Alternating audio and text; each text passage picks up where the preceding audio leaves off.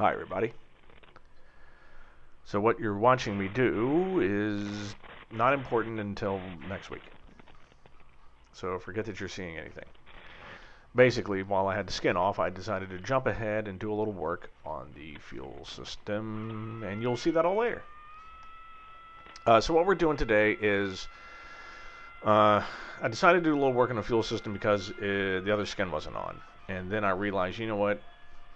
This whole thing this whole fuselage has plagued me with me thinking, I know what's right. I'm just going to go ahead and jump ahead and do X, Y, Z.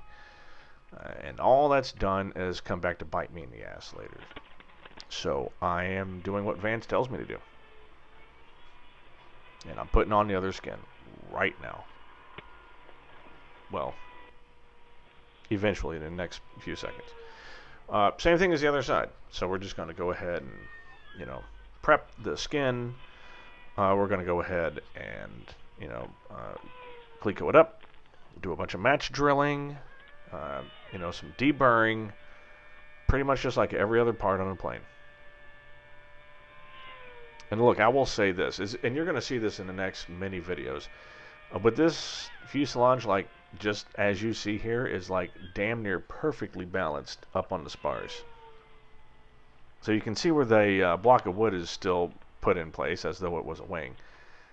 That thing is rocking perfectly right in the center of that. I'm actually thinking, you know what? It's time to actually support both sides because I don't want anything to happen to it. Someone puts too much stress on both sides at once. I don't want it to bend anything.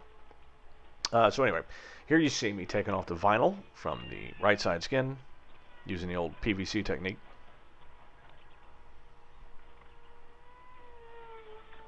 It's a easy way to get it off, but man, if you don't have a long mop handle with some torque on the side, that is just a bitch on your forearms.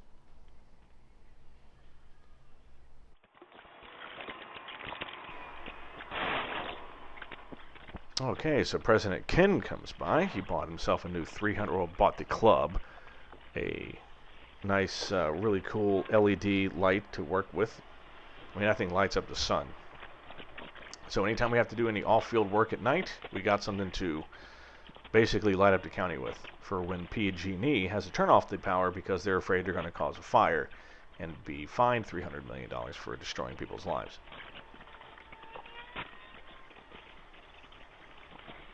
And there's your mini rant. Okay, so explaining to Ken all the stuff that's going on, blah, blah, blah. And what I'm doing first, so in the last side, remember I talked about, you can see that little piece of skin, that rib that I'm riveting on. On the other side, I'd forgotten to put that on. I'd forgotten many chapters ago that was supposed to be riveted on to only the bottom skin. I'd missed that part. No big deal. I mean, my buddy Ted and I took care of it, and none was the wiser. However, I figured this time, since I already know the pitfalls, I might as well just go ahead and do it correctly. So here I am, clecoing the skin up, longerons on both sides. This is a carbon copy of the other side, right? So we're just going to go ahead and do the same thing. We're going to cleco it on. We're going to do our match drilling. We're going to take it off. We're going to dimple. We're going to prime. We're going to deburr. We're going to go ahead and put some stiffeners on and rivet it onto the side and add the other stiffeners in the armrest and blah, blah, blah.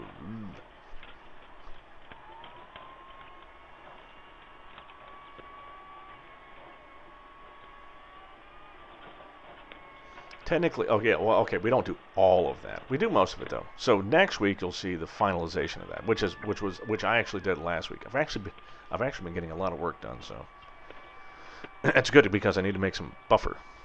I will be going on vacation next month for 2 weeks, and so I need that. So yeah, in the next video, you're just going to see the continuation. Match drilling. Something really funky happens, and I make a mistake.